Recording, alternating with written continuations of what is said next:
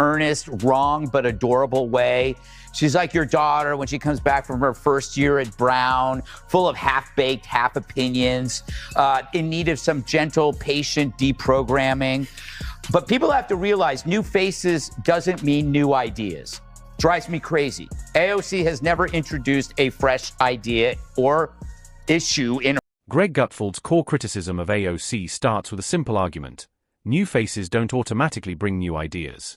He compares her to a college student returning home after a year at an elite university, overflowing with confidence but armed with half-formed opinions. The issue, in his view, isn't her age or energy. It's that her ideas feel recycled. Greg suggests that beneath the fresh branding and viral appeal, AOC is repackaging decades-old political concepts that have already failed, simply delivered with louder confidence and better lighting. With the Republican Party's continued attack, except for the racism and incitement of violence against women of color in this, the Republican caucus threatened my life, and you all and the Republican caucus rewarded him with one of the most prestigious committee assignments in this Congress. Don't tell me this is about consistency. Don't tell me that this is about a condemnation. This isn't a standard policy debate. It's satire used as exposure. Greg Gutfeld doesn't rely on charts or statistics. He uses humor to strip away the performance. His jokes work because they land fast and reveal contradictions without sounding like a lecture. By turning serious speeches into punchlines, he makes complicated political arguments accessible to everyday viewers. The laughter isn't just entertainment.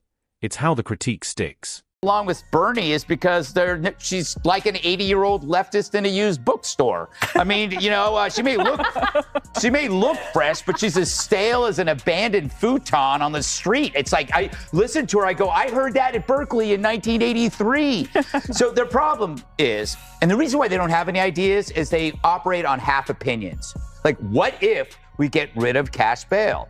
Oh, let's do it. What happens? You have repeat criminals wreaking havoc.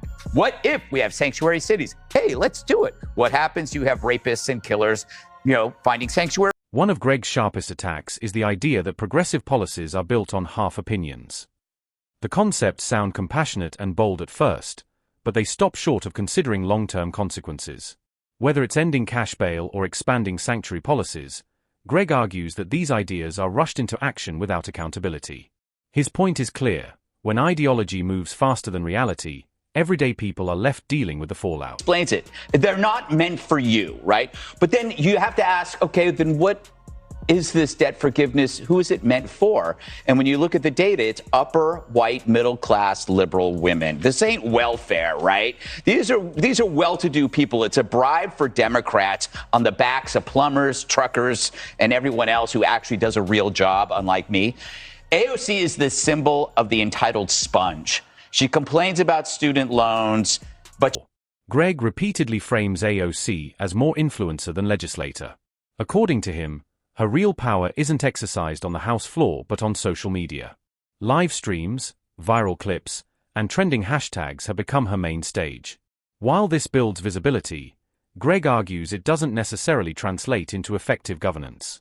In his telling, politics becomes content, and policy becomes secondary to engagement metrics. First of all, I mean, $80 per theater. I mean, I made $80 in a theater, and there wasn't even a movie playing. Wow. What do you mean? I don't know. It's no surprise. Who would go see a movie that's the opposite of entertaining? There's nothing entertaining about that. Michael Moore's colonoscopy is more entertaining than that because there's probably more twists. But it does show you how great it is to be a progressive in a liberal biased culture. She really doesn't do her job, right?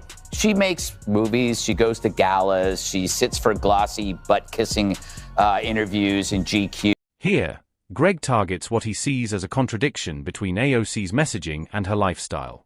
While presenting herself as a champion of the working class, she advocates policies that shift financial burdens onto tradespeople and middle-income workers.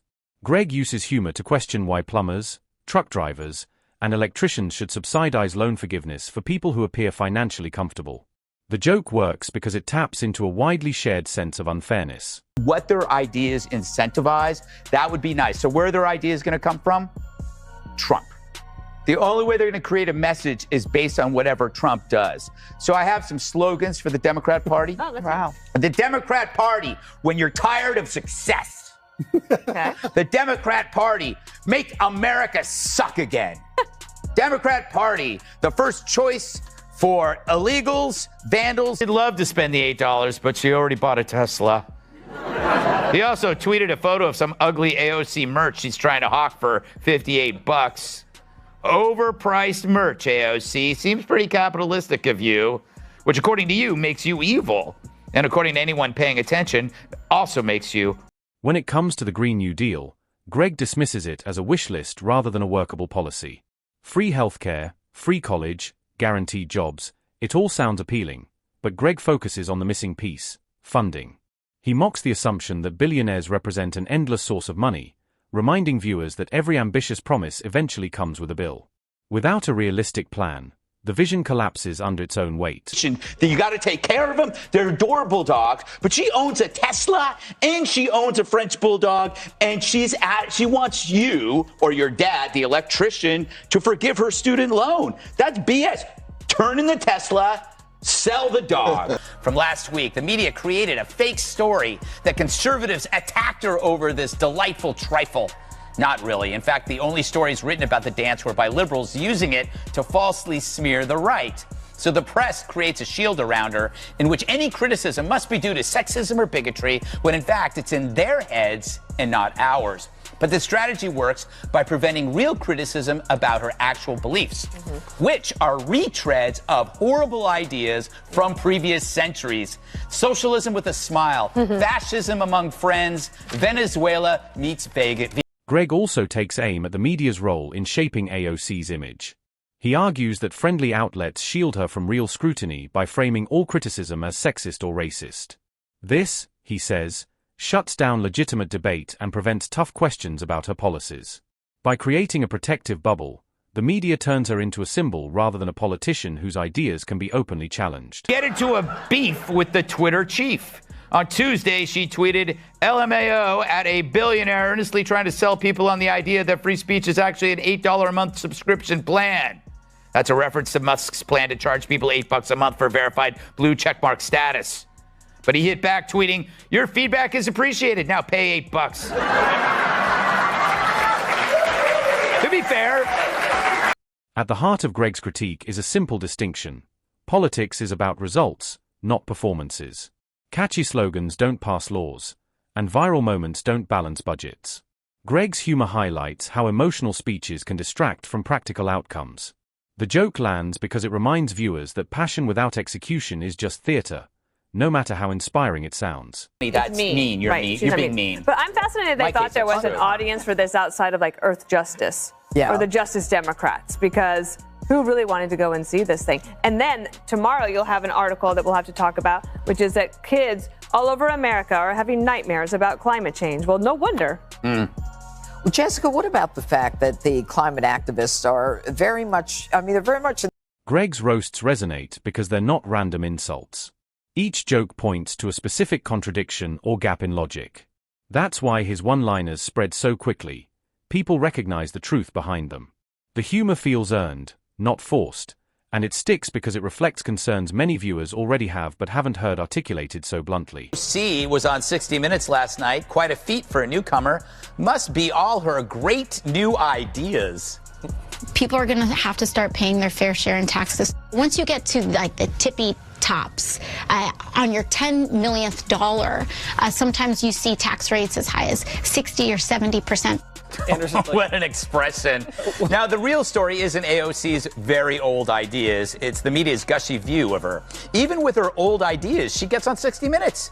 The past is called the future, and you bet. The final takeaway is that this clash isn't ending anytime soon. AOC thrives on attention, whether positive or negative, while Greg thrives on turning that attention into material. The more visible she becomes, the more content he has to critique. It's a strange political cycle where both sides benefit, and the audience keeps watching. In the end, it feels less like governance and more like an ongoing political comedy series.